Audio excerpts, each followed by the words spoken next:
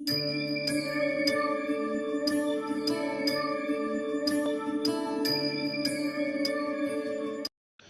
గురుభ్యో నమః. శుభోదయం. ఈరోజు పంచాంగం వివరాలు. 13వ తేదీ 11వ నెల 2024 సంవత్సరం బుధవారం. స్వస్తి శ్రీ చాంద్రమానశ్రీ క్రోధినామ సంవత్సరం, దక్షిణాయనం, శరదృతు, కార్తీక మాసం, శుక్లపక్షం, తిథి ద్వాదశి, ఉదయం 10:02, రేవతీ నక్షత్రం రాత్రి 1:44, పగల వర్జ్యం 2:35 నుండి 4:04, ఉదయం దుర్ముహూర్తం 11:21 నుండి 12:06, సూర్యోదయం 6:08, సూర్యాస్తమయం 5:21, రాహుకాలం మధ్యాహ్నం 1:30 నుండి 3 వరకు. ఈరోజు అమృత ఘడియలు రాత్రి 11:30 నుండి 1 వరకు. మరి ఈ రోజుతో చాతుర్మాస్య వ్రత సమాప్తి అవుతోంది. క్షీరాబ్ది ద్వాదశి కూడా ఈరోజే. సాయంత్రం పూట తులసి కోట దగ్గర దీపాలు వెలిగించుకొని విష్ణుమూర్తి వారిని సాగనంపే రోజు ఈరోజే. ఆశీర్వచనం. ఓం శ్రీ గురుభ్యో నమః. హరి ఓం. గణానాం త్వా గణపతిగం హవామహే కవిం కవీనాముపమస్రవస్తమం జ్యేష్ఠరాజం బ్రహ్మణాం బ్రహ్మణస్పత ఆనశృణ్వన్నోతిభిः సీదసాదనం ప్రణో దేవీ సరస్వతీ వాజేభిర్వాజనీవతి ధీనామవిత్రియవతు. గురుర్బ్రహ్మా గురుర్విష్ణుః గురుర్దేవో మహేశ్వరः గురుః సాక్షాత్ పరబ్రహ్మ. తస్మై శ్రీ గురవే నమః. అస్మత్ శ్రీ గురుచరణారవిందాభ్యాం నమో నమః. ఓం తత్పురుషాయ విద్మహే వక్రతుండాయ ధీమహి తన్నో దంతిః ప్రచోదయాతు. నారాయణాయ విద్మహే వాసుదేవాయ ధీమహి తన్నో విష్ణు ప్రచోదయాతు. శతమానం భవతి శతాయుః పురుషస్య తేంద్రియ ఆయుష్యేవేంద్రియే ప్రతిష్ఠతి. ఆయురారోగ్య మహదైశ్వర్యాభివృద్ధిరస్తు. లక్ష్మీనారాయణ లక్ష్మీ గణపతి స్వామి దేవత, హరిహరసుత అయ్యప్ప స్వామి దేవత సంపూర్ణ అనుగ్రహ సిద్ధిరస్తు. కార్తీక మాసం చక్కగా జరుగుతోంది. ఇందులో భాగంగా ఈరోజు క్షీరాబ్ది ద్వాదశి. ఈ కార్తీక మాసంలో శివాలయాల్లో దీపారాధనతో పాటుగా క్షీరాబ్ది ద్వాదశి నాడు తులసీ దామోదర కళ్యాణం కూడా ప్రసిద్ధంగా జరుగుతూ ఉంటుంది. క్షీరాబ్ది ద్వాదశినే చిలుకు ద్వాదశి అని కూడా అంటూ ఉంటారు. ఈరోజు ఎవరికి వారు తమ ఇంటి పెరటిలో తులసికోట వద్ద క్షీరాబ్ది శయనం వ్రతం చేసుకోవచ్చు. ముక్కోటి ఏకాదశి నాటికి వైకుంఠ ద్వారాలన్నీ కూడా తెలుసుకుంటూ ఉంటాయి. జీవకోటికి ముక్తినిమ్మని దేవతలు ఋషులు వైకుంఠనారాయణ్ణి దర్శించి వేడుకుంటారు. వారి స్తోత్ర పాఠాలన్నీ వింటూ 6 నెలల కాలం పాటు అందరి కోరికలు నెరవేర్చే స్వామి దక్షిణాయన పుణ్యకాలంలో ఆషాఢంలో తొలి ఏకాదశి నాడు యోగ నిద్రకు ఉపక్రమించి సరిగ్గా 4 నెలల పాటు కార్తీకంలో అంటే ఈ రోజున ఉత్థాన ఏకాదశితో నిద్ర విరమిస్తారు. కానీ వైకుంఠ ద్వారాలు తెరవబడవు. 3 నెలల కాలం ఆయన ఆంతరింగిక కార్యకలాపాలు నిర్వహించుకుంటారు. మొదటిగా ధాత్రిని తులసిని పలకరిస్తాడు. ఇదే క్షీరాబ్ది ద్వాదశి వ్రతం. మార్గశిరంలో శివపార్వణ దర్శనం చేస్తూ ఉంటారు. హరిహరాత్మ దైవత్వాన్ని, హరిహరాద్వైతాన్ని ప్రకటిస్తారు. అక్కడి నుంచి పుష్యంలోపుగా వైకుంఠ ఏకాదశి వస్తుంది. ముక్కోటి ఏకాదశి మకర రాశిలో జరుగుతుంది. అక్కడే విష్ణువు అధిదైవమైనటువంటి శ్రవణ నక్షత్రం ఉంటుంది. తొలి ఏకాదశి కర్కాటక రాశిలో జరుగుతుంది. మకరం నుంచి కర్కాటకానికి సూర్య సంచారం 6 నెలలు జరుగుతుంది. అక్కడి నుంచి మళ్ళీ మకరం దిశగా ప్రయాణిస్తుంటే సింహం కన్యల్లో ఆషాఢ శ్రావణ భాద్రపదాలు గడుస్తాయి. వర్షాలు కురుస్తాయి. తులారాశిలో సూర్య సంచారం జరుగుతున్నప్పుడు భూమిపై వేడిమి తక్కువగా ఉంటుంది. అందుకే కార్తీకంలో 2 సంధ్యల్లోనూ దీపారాధన చేయాలి అని పెద్దలు చెప్పారు. ఈ రోజు క్షీరాబ్ది ద్వాదశి నాడు తులసి చెట్టు వద్ద దీపాలు వెలిగించాలి. క్షీరాబ్ది ద్వాదశి వ్రతాన్ని నిర్వహించాలి. దీనినే చిలుకు ద్వాదశి అని కూడా పిలుస్తూ ఉంటారు. సరిగ్గా క్షీరాబ్ది ద్వాదశి నాటికి కొంచెం ముందు వెనుకలుగా వృశ్చిక సంక్రమణం జరుగుతుంది. ఆకాశంలో గమనిస్తే వృశ్చిక రాశి నుంచి మొదలై మీనం వరకు పాలవంత దర్శనమిస్తుంది. పాలపుంత దర్శనమిస్తుంది. దీనినే మన వారు పాల సముద్రంగా పేర్కొన్నారు. వృశ్చికంలో విష్ణువు పాదాలు ఉంటాయి. వాటిని నమస్కరిస్తూ ధాత్రి తులసి సమేత లక్ష్మీనారాయణ నెలకొల్పి క్షీరాబ్ది ద్వాదశ వ్రతాన్ని రాత్రిపూట తులసికోట వద్ద ఆచరించాలి. ధాత్రి అంటే ఉసిరి చెట్టు, తులసి చెట్టు అందరికీ తెలిసిందే. ఉసిరి కొమ్మను ముందుగా కోసి దానిని తులసి చెట్టులో పాతి ఉంచాలి. లక్ష్మీనారాయణ పటం కానీ విగ్రహాలు కానీ తులసికోట ముందు పెట్టుకుని దీపారాధన చేయాలి. షోడశ ఉపచార వలె పూజ చేయాలి. షోడశోపచార పూజ చేయాలి. పౌర్ణమి వలెనే క్షీరాబ్ది ద్వాదశి నాడు కూడా 1000 ఒత్తులు వెలిగించుకోవచ్చు. అనంతరం ముత్తైదులను పిలిచి వాయనం అందించాలి. బ్రహ్మచారులకు ఉసిరికాయపై దీపం వెలిగించి దానం ఇవ్వాలి. క్షీరసాగర మథనం. కొందరు ఇత్తడిపడెల్లో కానీ రోల్లో కానీ పాలు అప్పాలు వేస్తారు. బెల్లపు జరుగు కూడా తీసుకుని దానిలో పాల సముద్రాన్ని చిలుకుతున్నట్లుగా భావిస్తూ అప్పం పైన చెరుకు గడను తిప్పుతూ ఉంటారు. ఆ సమయంలో వ్రత కథను పాటను పాడుకుంటారు. క్షీరాబ్ది ద్వాదశి నాడే దూర్వాసుని అహంకారం అణిగేలా లక్ష్మీదేవి పాలకడల నుంచి పైకి వచ్చి విష్ణువును చేరుకుందని చెబుతారు. ఇంకా బృందావనంలో దీపావళి. ధర్మరాజు ద్వైతవనంలో ఉండగా వ్యాసుడు వచ్చాడు. ఆయన వద్ద ధర్మరాజు కొన్ని వ్రతాలు తెలుసుకున్నాడు. అందులో చిలుకు ద్వాదశి కూడా ఒకటి. మానవులకు సకల కోరికలు ఏ ఉపాయం చేత లభిస్తాయో చెప్పమన్నప్పుడు వ్యాసుడు చిలుకు ద్వాదశి వ్రత విధానమంతా కూడా చెప్పారు.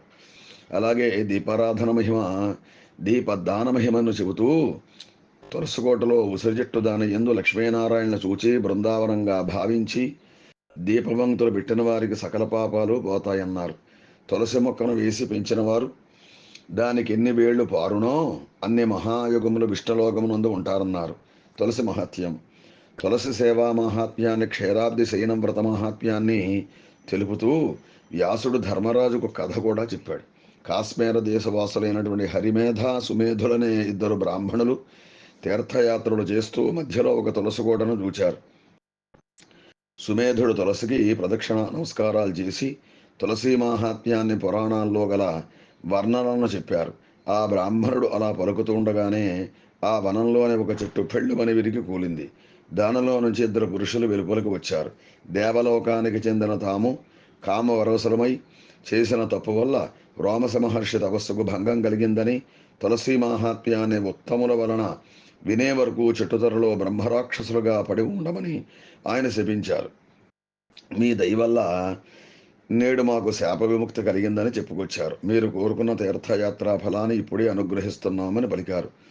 ఈ కథను పూర్వం బ్రహ్మదేవుడు తనతో చెప్పారని నారద మహర్షి తెలియజేశారు అని వ్యాసుడు ముగించారు. అలాగే మానవునికి మరి పుట్టినలగాయితో కూడా మరి ఈ అందం గురించి అన్నీ కూడా చేస్తూ ఉంటారు. లౌకికంగా తెలుసుకునే విషయాలు ఇవన్నీ కూడా, ఇది కూడా వేదంలోనే చెప్పబడింది. ఉపనిషత్తుల్లో ఆనందో బ్రహ్మేతవ్యజానాతు అని చెప్పబడుతోంది. మనం తరచుగా అందం గురించి మాట్లాడుకుంటూ ఉంటాం.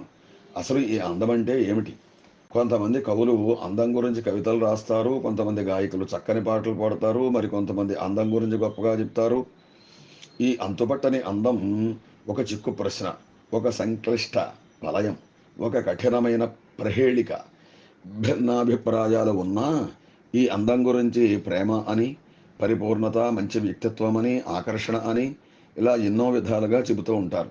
అంతులేని పర్యాయ పదాలు ఉన్నా అందం అనంతమైనది. అందం గురించి మాట్లాడడం మొదలుపెట్టగానే మొదట గుర్తుకు వచ్చేది ఎలిఫెంట్ అండ్ బ్లైండ్ మాన్ కథ. ఈ కథలో చెప్పిన విధంగా అందం అనేది సత్యం, ప్రేమ, పరిపూర్ణత, సంస్కృతి, మంచి వ్యక్తిత్వం మరియు ఆకర్షణ ఇవన్నీ కూడా ఒప్పుకోదగ్గ అంశాలే. కానీ అంతకు మించిన అందమంటే దైవత్వం. నిస్సందేహంగా భగవంతుడు మాత్రమే. వేదాలు చెప్పినట్టుగా భగవంతుడి యొక్క ధ్యాసలో అందమే ఆనందం, ఆనందమే పరమానందం. ఈ పరమానందానికి కాలముతో ప్రదేశముతో సంబంధం లేదు. కైవల్యం, నిర్వాణం లాంటి పర్యాయ పదాలు కూడిన గొప్పది. ఒక సామాన్య మనిషిగా అందం గురించి మనం మాట్లాడుకునేటప్పుడు మనం చూచేది కేవలం భౌతిక ఆనందం. ఉదాహరణకి ఒక అందమైన అమ్మాయిని చూచినప్పుడు, మంచి పూల తోటను చూచినప్పుడు, కలిగే ఆనందం మంచి గీతాన్ని విన్నప్పుడు లేదా సువాసనను ఆఘ్రాణించినప్పుడు కలిగేది రసానందం. ఇలాంటివే శబ్దాకర్షణ, స్పర్శాకర్షణలు. ఇవన్నీ కూడా భౌతికానందాలే. ఇంతకు మించిన ఆనందం నిస్సందేహంగా ఉంది. అదే దేవగంధర్వానంద, దేవతానంద, ప్రజాపతి బ్రహ్మానంద. ఇటువంటివన్నీ కూడా సూర్యోదయం చూస్తున్నప్పుడు, మరి సముద్రంలోంచి సూర్యుడు ఉదయించేటప్పుడు చూడాలి సూర్యోదయాన్ని. సూర్యోదయం చూస్తున్నప్పుడు లేదా సూర్యాస్తమయం చూస్తున్నప్పుడు లేదా నల్లటి మేఘాలు ఆకాశం నిండా పరుచుకున్నప్పుడు, పక్షులు గూడు చేరుతున్నప్పుడు, గోధూలి వేళలో ఆవులు ఇల్లు చేరుతున్నప్పుడు మనము ఒకలాంటి అనుభూతికి లోనవుతాం. ఇదే మానసిక ఆనందం. దీన్నే రామకృష్ణ పరమహంస సమాధి స్థితిగా వర్ణించారు. సమాధి స్థితి అంటే ఆత్మానంద స్థితి. దీన్నే ఆధ్యాత్మిక ఆనందం అని కూడా అంటారు. ఇది మనము అనుభవించే భౌతిక ఆనందాల కంటే గొప్పనైనది, ఎంతో ఉత్కృష్టమైనది. భౌతిక ఆనందాలు ఎప్పుడూ కూడా షరతులతో కూడుకున్నవి, అశాశ్వతమైనవి. సమాధి స్థితి లేదా ఆధ్యాత్మిక ఆనందము షరతులు లేనిది, శాశ్వతమైనది. ఈ స్థితిని పొందాలంటే నిరంతరం భగవంతుడితో నివసించాల్సిందే, భగవంతుని స్మరించాల్సిందే, భగవంతుడు సేవ చేయవలసిందే. అసలు జీవితం అంటే ఏమిటి? పూలపాన్పులపై పడుకోవడమా, అందమైన భవనాలు కట్టుకోవడమా, విలాసవంతమైనటువంటి కార్లలో తిరగడమా, మనం నివసిస్తున్న సమాజంలో పలుకుబడి కలిగి ఉండడమా, భూలోకంలో ఉంటూనే స్వర్గసుఖాలు అనుభవించడమా? సర్వసాధారణంగా మనలో ఉండే ఆశలు, ఆశయాలు, ఈ ఆశలన్నీ తీర్చుకోవడానికి ఎన్నో ఆవిష్కరణలు, మరెన్నో పరిశోధనలు. ఇవన్నీ మనిషిని మానసిక ఆనందం నుంచి దూరం చేసి భౌతిక ఆనందంలోకి తీసుకువస్తాయి.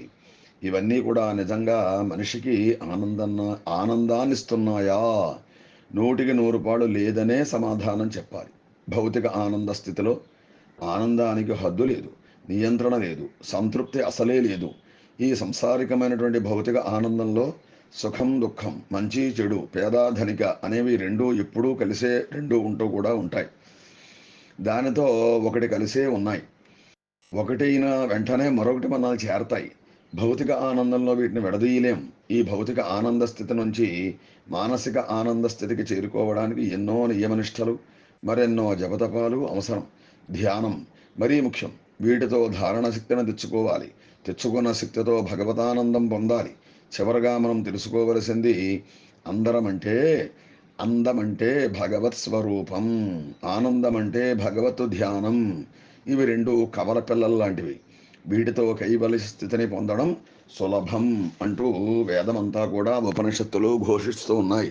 అందుకే ఆనందో బ్రహ్మేతి వ్యజానాతు ఆనందాధ్యేవ ఖల్విమాని భూతాని జాయంతే ఆనందేన జాతాని జీవంతి ఆనందం ప్రయంత్యభిసంవిశంతీతి సైషా భార్గవీ వారుణీ విద్యా పరమే వ్యోమన్ ప్రతిష్ఠిత య ఏవం వేద ప్రతిష్టతి అన్నవానన్నాదో భవతి మహాన్ భవతి ప్రజయా పశుభిర్బ్రహ్మవర్చసేన మహాన్ కీర్త్యా అంటూ ఉపనిషత్తు చెబుతోంది.